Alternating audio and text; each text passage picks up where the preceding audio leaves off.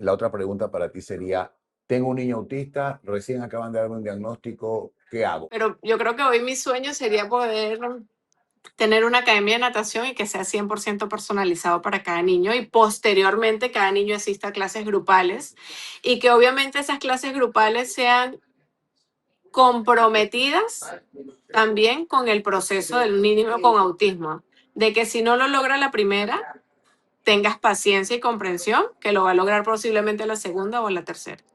Pero más allá de eso, es que la mayoría de los entrenadores o de los coaches que se forman para esto se puedan seguir preparando. O sea, cuando tú lo lees es perfecto, te sirve para todos los niños, pero al momento de la práctica es otro completamente. La otra pregunta para ti sería, tengo un niño autista, recién acaban de darme un diagnóstico, ¿qué hago? ¿Cómo sé? ¿Por dónde arranco? ¿Por dónde arranco? Dígame un poco qué hacer.